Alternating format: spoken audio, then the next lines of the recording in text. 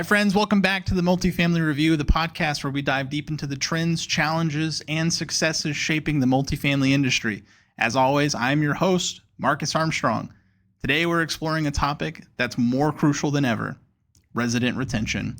In a market flooded with new, shiny apartments offering tempting concessions, keeping your current residents happy and engaged is key to success. My guest today is Bendix Anderson, who recently penned a fantastic article for Units Magazine titled Connection: The Bridge to Retention. So please join me as we have this conversation.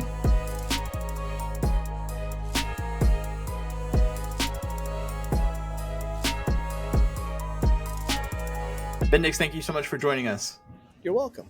You wrote a fantastic article in Units titled Connection: The Bridge to Retention. And this was one of my favorite articles. It is so dear to the work that I do and the work that we do at J. Turner Research, which is try to provide the right data to help drive more retention, right? We're always trying to hold on to the residents that we have. And I think particularly due to the current economic environment that we're in right now, I think that's so important. And so I think to just really open up the conversation, you in the article wrote about offering concessions and memorable touch points as key retention strategies. Are there any other strategies you found particularly effective in today's market? Well, this gets into, from the research standpoint, trying to figure out what residents are thinking, what tenants really want. This gets to the core of what everybody told me. They all were reimagining their negotiations with the tenants from the point of view of the tenants. And of course, I think everybody thinks they're doing that. But in the flow of business, if you have a 200-unit building, the reality, I think, what I got the sense from the experts I talked to, it sounds like there's just a whole lot of pressure in the day-to-day. They sign a lease, tenants moving in, and they're mostly mentally on to the next person, and then they have 8 or 10 months before their to-do list forces them to think about the tenant again. I'm going to be naming the people I spoke with because I don't know anything, they know things. But like Brendan Degner, CEO of DB Capital, they're out there in California. They've got a couple thousand apartments, 3,000-ish. And he says that, by the time somebody gives notice, it's really difficult to go backwards. If you're 60 days before your lease needs to be renewed and you're finally talking to your tenant for the first time, you don't want that first interaction to be asking them to sign something because that might not go well. And especially if while you weren't paying attention, they had some maintenance issues. More on that later. Yeah, so that was the whole core of everything. They said a lot of different things, but they all get back to that, like trying to remember what the tenant is interested in and do something about that. So what you're telling me is that a business strategy that says, hey, welcome to your new home, give us your money, and then waiting until 60 days before they need to find somewhere else and saying, hey, welcome to your home, give us even more money, is probably not the right strategy here. Exactly. That's what they said to me. And so trying to find ways to get into their lives beforehand, and there's a natural opportunity right after that lease signing, when you still remember what they look like. Brendan Degner, once again, DB Capital guy, he said that the weeks when a new resident is moving in and unpacking their stuff is one of the best opportunities to make an impression. And that naturally gets into your to-do list. It's just more important than you thought. Making sure the moving truck has a place to park, making sure that the maintenance guys show up quickly in those first weeks can have an outsized impact in something you're not even thinking about 10 months down the line. Here at J. Turner Research, we call that the honeymoon phase. Like the first few weeks that you're in your new unit, that's like the absolute highest satisfaction that person has. Everything feels so new. And then from there, it only goes down, right? Because if you're slipping on the basic things, right? If you're thinking about this is a pyramid, if you're missing those little tiny interactions, the things that they are expecting, that's going to create that negative experience. But if you do things right, and you have all these little touch point interactions, these types of things, I think that opens the door for you to have even more fun. And when I think about more fun, I think about these resident events. Bendix, in your article, you wrote about them becoming even increasingly more important, and with budgets tripling in some cases for these things. What are the kind of return on investment are you seeing in these events, and can you share examples of particularly successful events that really resonate with residents? And then when I thought about, because I kept on asking people, what's the return on investment for this? And it was hard to get to, but the clearest way I could get people to sort of quantify this, because if you're spending like $3,000 on a Super Bowl party, just behind me at my apartment community here, they have like a huge kind of jumbotron TV, and they have the Super Bowl playing on it. It costs a lot. The best way to articulate the return on the investment that I heard from the folks I talked to is if just one resident renews a lease, you don't have to turn the apartment, which means you don't have to repaint, which actually costs, a couple thousand, and fix the appliances and do all the things that you don't have to do if somebody goes on for another 2 years or 1 year. And also then there's the month when you're painting the apartment, and then another month maybe when you're leasing it in a very competitive environment. So it might be more than a month. So that just one tenant renewing their lease can pay for your jumbotron, right? That's your Super Bowl party.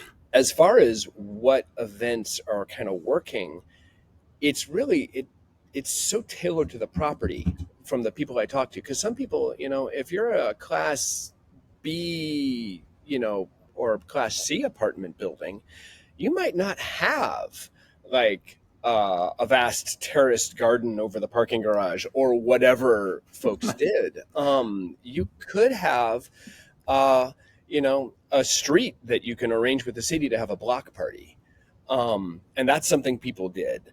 Or you might have a not quite lobby where you can have donuts and coffee for your residents in the morning. On the affordable housing side, people that I've talked to over the years, there are ways to make it work even if you don't have the space. The thing is to kind of, once again, get in touch with your residents and see what the opportunities are. One other way to say it is that if somebody knows somebody in the building, that can be a significant piece of the decision-making process. To run the math again, if you have a 200-unit building and you do events all year and only 2 people renew their leases, that's still a big difference. It's like direct mail. You don't need many people to change their decision to have a big output. Right. It's just the little things that affect us all here. Yeah. Our research actually showed that back in 2021-ish, the average cost to turn a unit was pretty much around $4,000. So, I mean, if you're thinking about in today's market with the increased cost of materials, that number's probably a little higher these days. So even just a handful of residents turning around and choosing to renew their lease makes a big difference. And I want to talk a little bit about what technology as a system plays in its role for property managers. Like, how do resident portals or CRM systems work to enhance the relationships that can sometimes feel a little impersonal? With the CRM stuff, another one of my sources, Lori Curry, she's Western National Property Management. I'm trying to remember where they are in the world, but they have also thousands of units that they manage. They made the point, like you said a second ago, their resident retention program starts with the day your potential tenant sends their first email or visits the website, which means it's not even a contact, could potentially not even be a contact with a human. It could be the resident's name appearing for the first time in your customer relations management software, right? They log into the website, they give their name, they're in your system. And that whole web of technology works best perhaps if it supports the human interaction. There's a way to think of this where you're cutting staff and giving work to the machines, or there's a way to think of this where first your overworked staff can do way more and connect with way more potential residents and then eventually residents. And so it's taking work off them, and then it gives them time to engage more richly with the individual residents. And so that gets into making sure you're responsive. This integrated technology approach gets into making sure the maintenance requests are followed up on and tracking those. And it all goes into the same pot of information, so that then when the property manager tries to make nice and say, how have you been doing? The property manager knows that they have a work order that hasn't been solved for X number and they don't come across sounding totally fake and unconnected to their experience. The technology can support a lot of humanity if you do it right, or not if you do it wrong. Instead of hearing the word centralization, I heard the word specialization. And it's really in the exact same way that you're saying it right now, is that if you're a leasing professional, the property manager or the regional manager, whoever hired you, did not hire you to sit behind a computer all day and fill out, documents upon documents. They really hired you so your personality could shine. And so this is just one of those ways where you take some of the tedious things and push it off onto the machine, and you're able to have these rich conversations. You're able to build the type of rapport that's required, I think, in this human to human interaction type business. So let's shift our focus a little bit and think a little bit more about market trends right now. There's an influx of new apartments coming online, new supply, many offering lower rents. We recently went through a massive, I don't want to say rent spike, but a higher increase of rental movement than we've seen previously. So how can existing properties effectively compete and convince residents to stay when right down the road there's a brand new pool, brand new gym? What's going on here? I want to do something that might seem a little silly, but I want to show you guys something. Here we are. I'm in White Plains, New York. And if the camera can pick it up, over my shoulder there, you see a building crane. That is 1,000 units. And behind me, behind the black office building, you can see Graystar's new several hundred unit thing. And that is just what I can get in the frame of the camera here now. So yeah, the people who run my building, I don't think it's a coincidence. It's part of their brand. It's part of their identity that they have all these events and things. But I'm sure it works into their mind that the leasing office across the street is, I think they're getting close to opening their model unit. And they're certainly advertising on the Metro North platform nearby. I talked to RealPage, Carl Whitaker over there, gave me some nice record-setting data. More apartments built in for the 12 months ending the first quarter than anytime since the 80s, 86. So Laura Curry from Western says, she might have a resident across the street that's looking at something that's very shiny and very new, with very fancy amenities, when their building seemed nice before they looked across the street. It's that anxiety that everybody has, and they can undercut your rents, especially with concessions. I think it takes everything that we've talked about so far and puts an extra threat level to it. Yeah, absolutely. And my personal thought on this is, if someone is looking at your community or the community down the road, even if it's a newer build, you have to imagine that at a surface level, the amenities, the style of the units, they have to be somewhat similar. If they've already gone through all the trouble of, sifting through all the information that's out there and kind of narrowing their search down to, your community or the one down the street, they're probably pretty similar in their offerings. Maybe the rent's a little bit different. Maybe the pool is a little bit nicer than the other one. But I think one of the things that you can use to separate yourself is that human interaction, right? The things that we've been talking about before. There's something to be said about the way you're treating the residents versus maybe the way that they treat the residents down the street. You won't know that, but you can control the things that you can control. So your article mentioned something that I haven't really seen before, but something I think my wife would really enjoy is flexible lease terms as an incentive. What are some other creative incentives that you got from the people that you spoke to, just beyond rent discounts? Back to the CRM. One of the things a property manager can do if all of the information is in front of you is sort of look back and see what the tenant's history has been over the last little bit. There are people who are talked about, they understand what the resident wants and they're able to give it to them. From another story, once again, this is another multifamily executive story on AI. I talked to the founder of a company that uses AI to quickly churn through all of the email traffic and phone messages that have been left at the property management office and link them to the residents and then put that into their CRM file so that when a resident, it's time to renew the lease, and there is all this stuff in their file about a couple noise complaints with the neighbor through the wall. The resident came and all the resident said was, I would really like a little chip off of my rent. Rents went up recently, and come on, and look, I'm trying to make this decision, help me out here. Property manager says, no, I can't do that, but we do have a floor plan that I can offer you. That's one floor down, and maybe that would help. I know you've had a couple noise complaints, and that got the renewal.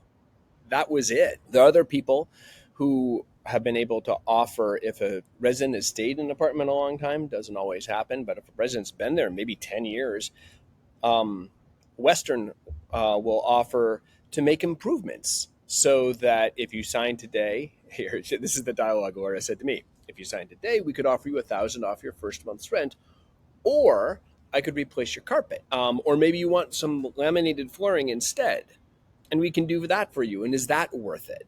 And apparently, some tenants think it's worth it to have workers in and out of their apartment for a couple weeks and go through all that. It would not strike me as something that would be great. But yeah, that is turned into lease renewals, apparently. And the funny thing is, for the property management company, all they're doing is maintaining and preserving the asset. It's work that they're going to have to do eventually anyway. And a laminate flooring is not going to go bad, in a couple of years. So it's not going to have to do it again 2 years later. So it's really kind of zero cost for the management company. Also, turn if you're having to replace the floor in a unit, that adds another week to the time, I'm assuming, to the time it takes to turn the apartment. And now you're doing that while the resident is in place. It's a huge benefit from the property management side of things, and yet the resident feels like you're doing them a favor. And all you really had to do is pay a little attention. So I'm hearing a couple of things here. I'm hearing a two birds strategy being talked about right here, where you get the benefit of being able to handle maybe some of these capital expenditure things, these things that are going to require maintenance eventually anyway. But because you're coming at it from the perspective of being human and treating residents the right way, it's also compounding. Like, you'll be able to replace the carpet, the floor, the counters, whatever needs to happen, while also still collecting the rent, right? That was so important to everyone anyway. So yeah. I love that. But Nix, I have one last question on market trends, and I think it would everyone would kind of fault me if I didn't ask you about the rise of remote work and how it's impacting residents' needs and expectations. How are property managers adapting their retention strategies in response? In one way, it's hard to get specific about that, because really they're just home more of the time. So all of the trends, all of the kind of decision points that we've talked about still happen. Once again, I like the flood of competition. It kind of raises the stakes and focuses the mind. Here's what I mean. The latest figures I've seen are that about 50% of renters are working from home part or some of the time. You probably have data on that too. NMHC said that somebody's renter surveys was saying very similar things. That's kind of stabilized. It's not going anywhere. The real meaning of that is that people are spending a ton more time here in this place. And so the personal relationships, all the things you can do to make it feel like a home that you have some roots in. Well, first, there's a much greater opportunity to do that because they're not just here to sleep. some of them anyway. And yeah, the ability to break through and get somebody to show up to an event. Events are much more popular at places where you have a lot of work from home people, because if they're here the whole time, they want to make connections and with human faces. So they're, yeah, all it raises the stakes and increases the opportunity for everything we've talked about. Yeah, just offering more interaction time than maybe previously people had before. So if anything, it's kind of just a benefit, I think, overall for some people. Let's talk specific examples. And in particular, you've been mentioning Laura from Western National. They did something kind of interesting. You talked about how they offered rent discounts early in the pandemic. Can you elaborate on the thought process behind that decision and any lessons they might have learned? Yeah. And this is something they didn't think would work out in terms of profitability. At the time, it was April of the pandemic, and everyone was panicked and no one knew what was happening. What they did as they were trying, they were looking at the spreadsheet and wondering what's going to happen. Nobody knew when so many things had changed suddenly how much else things would change, and would people get scared, want to hoard their cash and stop paying. There are places where they did have some serious problems with that in the Class A world, in the Class B world, in the professionally managed world. NMHC's numbers for how many people stopped paying, effectively nobody did. It was very small, but nobody knew that. Western offered its residents an unexpected 5% discount on their rent in exchange for simply paying by the third day of the month. And that was really great for them, because that, economics, the worst thing you can have is uncertainty. And if you have to plan for the possibility that these checks just aren't coming, then that's something that creates a whole set of expenses for you. Yeah, they just wanted to know what was going on, and it was worth it for them to offer that. But on a human level, they spend a lot of time thinking about the humanity and the relationships they have with their individual residents. It made a big difference because people remember it years later. So they gave away $7 million, and they ended up losing over the whole period $42 million. It's basically small numbers, and really they only had 6% uncollected rent during the pandemic compared to 2% normally. So all those numbers, I know numbers get lost easily, but all those basically say this is basically a very small, they lost a very small piece of their overall rental income. And the incentives were a tiny, tiny fraction of that. It didn't make a big difference in the overall numbers, but it did make a big difference in tenant goodwill. And in that particular week when they were trying to figure out what to do next, it made a huge difference because they could rely on having, they got a sense of what was going to happen next and how many people were going to pay. I'm starting to sense the overall theme here being this two birds approach, right? You're benefiting the business, but you're also creating this human goodwill element with the residents. There's ways that everything can be mutually symbiotic. Everything works out for everyone. I want to now talk a little bit about DB Capital, and you mentioned it earlier, but they are reaching out to their residents, 90 days before lease expiration. Our data also shows that while 90 days is like a peak time to reach out because that's when people are considering their next move, 180 days out, roughly 6 months before the lease expires, is also a pretty good time. That's when people are trying to generally decide if they even want to stay at this place, if they need to start looking somewhere else. And so what specific advice would you provide property managers gathering feedback effectively, and how would they have these conversations about renewing their lease maybe so far out? And that was really interesting because news to me, but that moment of 180 days out, that's halfway through a year if you signed a year's lease. And so that drove me to think, well, what's going on in that year? You've got that burst of activity during the move-in where you see them all the time and they want a cabinet fixed and they want this fixed that is not quite right in their apartment. And then there's a quiet period where if they don't show up to your events and you try really hard and you don't see them in the lobby because, you just kind of miss them, maybe their work schedule is a little weird, you may never see them. If they rented in the summer and it's Christmas time, they're gone. I was trying to think of what touch points could work in that moment. This is before DB Capital at 90 days, they start making it's on their to-do list to try and make contact with them at an event. They even will give a gift certificate in the mailbox if nothing else works. But you're talking even months before that, when no one has any reason to think about it. I think of maintenance requests, because over the course of that quiet period where you're just not seeing them, they still eventually call the maintenance crew. And so this is a real time. Think about your maintenance guys. How are they responding to work orders? How fast are they? And people will survey their residents to try and make sure that it worked out okay. But yeah, making sure that that's okay, making sure that you actually hired to fill your missing maintenance worker position, another challenge. But yeah, raises the stakes on that.